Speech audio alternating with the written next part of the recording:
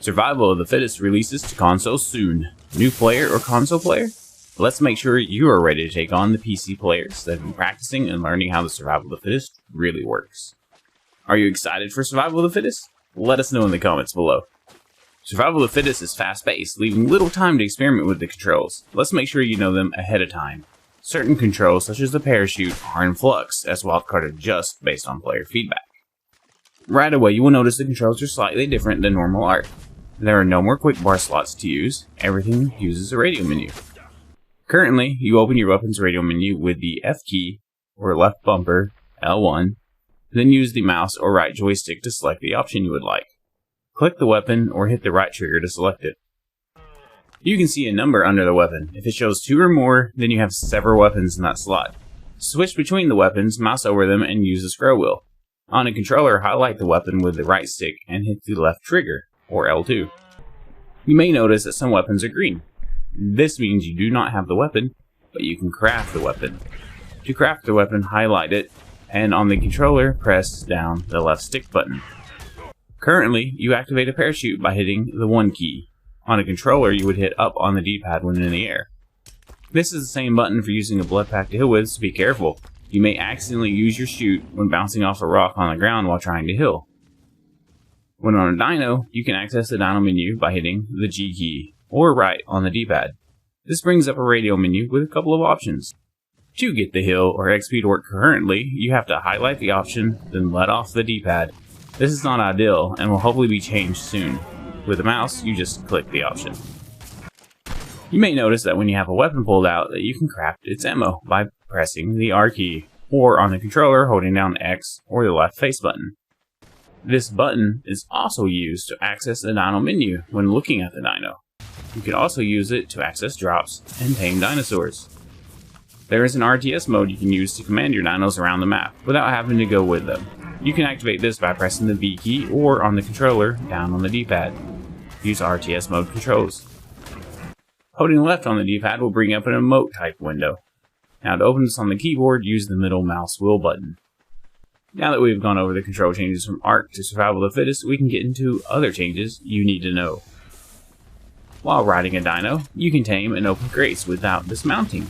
You can also access the Dino menu of tames you are not riding while riding your current tame. On the right side of the screen, you will notice 2 counters. One shows how many dinos you currently have, and the other shows how many dino points you have. The points can be consumed to tame dinos, kill dinos, or give dinos XP. You will notice squares in the bottom middle of the screen. These squares show you what armor you have equipped. You cannot choose or change your armor on your own. When looting a drop that has armor in it, the best armor will be applied. Currently, it seems you cannot carry more than 1 set of armor at a time, so if you had all chitin armor and get a drop that replaces it with flak, and the flak breaks, the chitin armor does not re-equip. So, as you kill dinos, and loot crates, and loot bags on the ground, you will gain resources. The resources can be used to craft certain weapons such as grenades and ammo for any weapon you have. Player versus PvE in Survival of the Fittest is way different. Weapon damage and reduction on the player are cranked way up. A player with a pike can take down most wild dinos. Some of the stronger dinos may require a bow though. Now the compound bow makes quick work of most dinos, even the rank 3 dinos. We will go over ranks or levels later in the video. Explosives are much more dangerous and can even one-shot a dino, especially rockets and C4, so keep that in mind. The double-barreled shotgun does massive damage up close. With the lag though, it's hard to use, and oftentimes it just will not reload. The best option is to fire 2 shots and move to a new weapon. If you have time later, switch back and reload. One thing that does not seem to be an issue is torpor. No pescatrodons putting you to sleep, they'll just eat your face now. And instead of torpor, gas grenades do constant damage. Fairy bites also do not put riders to sleep, and so on. Fall damage has been greatly reduced, and you have to fall really far before you even take damage. Speaking of taking damage, armor works a bit differently. In Arc, armor reduces the amount of damage you take, but in Survival of the Fittest, the player does not take damage until their armor breaks. So it works more like an overshield rather than armor. When you kill a player, you still need to loot the player's bag to get the items the player had. This could give you much needed resources to craft the ammo you need for even better weapons. If you're finding this video helpful so far, make sure to like and subscribe. Let's go over the loot you can get from each type of drop currently. The green drops give cloth and leather armor, bow with regular or flame arrows, gas grenades, and pikes. They also provide basic resources. Blue drops give the same as green, plus potentially metal and gunpowder, along with crossbows. Next up is purple drops, and they give everything blue and green do, as well as chitin and flak armor, grapples, C4, rockets, regular grenades, flamethrowers, electronics, polymer, and angler gel. Now red drops, similar to purple, but with a chance of getting a compound bow and cattle prod. You can get resources for crafting ammo from dinos as well. These resources are automatically collected when you kill a dino. Let's go over the arena boundaries real quick. When you open your map, you will notice 2 rings on the map. The bigger ring is the boundary, the smaller ring is where the boundary is going to move to. The boundary moves throughout the match, getting smaller and smaller until there is just a tiny area to move around in. As the ring gets smaller and smaller, the blue exclamation mark will move. This mark is the safety area, meaning it is the last section the boundary will not close on. But it does move around until the final push of the boundary, that way players cannot C4 trap it and things like that. On your minimap, you can see a white arrow pointing, showing you the general direction to head to get inside the next area. You will also see a timer that will show prepping, waiting, and moving. Once moving is started, the boundary begins heading toward the inner ring. The timer will let you know how long it will take for that boundary to reach the ring. If the boundary passes you, you will begin to take damage even if you're on a dino. Your dino will also take damage.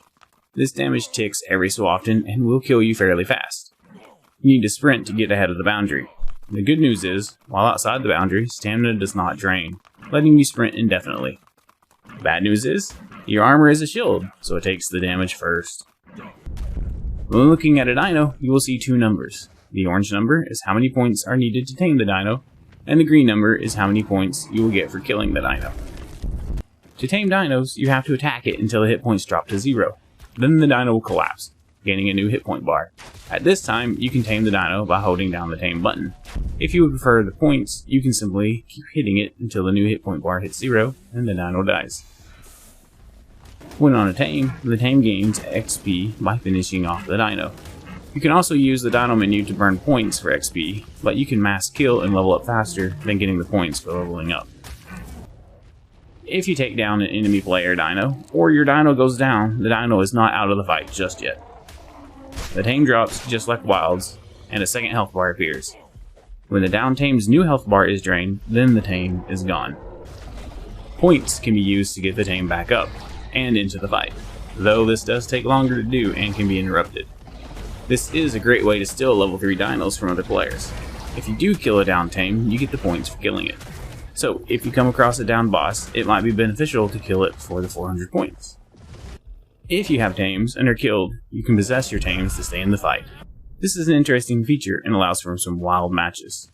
To possess your tame, simply press the E key, or for controllers, press the Y button, which is the top face button. You can also switch between your tames using the right mouse click or right bumper, which I think is R1 on the PlayStation. Currently, non-ridden tame dinos do not get group XP. The only dino to get XP for the kills is the one that finished off the dino. You will notice when on a tame there is an XP bar at the bottom of the screen. Tame dinos start at level 1 and max at level 3. One level 3 Spino can grip through a group of level 1 Spinos, for instance. Levels are greater than numbers, so keep that in mind when spending your dino points.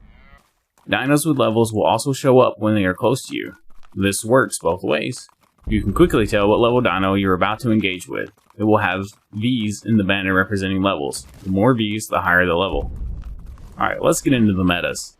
Every player has their own idea of what dinos are best for survival of the fittest. Some players think it's the Titan, others the Reaper, and others the Giga.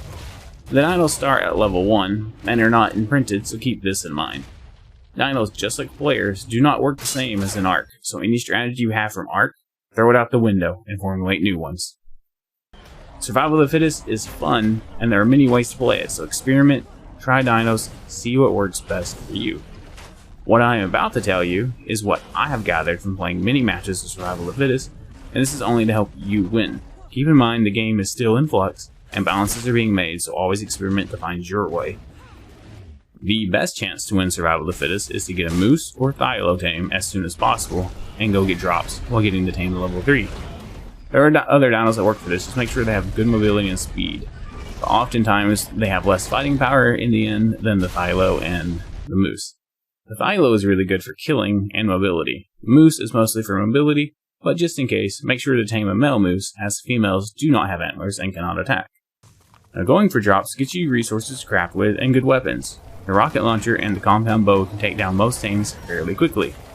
If you're on a fast dino that lets you shoot off the back of it, you can kite your enemies while melting them. In the final area, the arena is so small that big dinos do not fit, and usually by this point, players on foot have killed most of the bigger, slower dinos. Often at this point, it is better to hop off your tame and let it fight, while running around and killing other players on foot. The meta in this game is weapons. Weapons do some of the highest damage, and with armor you can outlast most dinos in a fight. Dinos such as Reaper and Car are nice, because you can spin and push players and dinos backwards, potentially pushing them out of the boundaries, while they are big and easy for players with weapons to take down. If you enjoyed this video, smash that like button. Have an awesome day.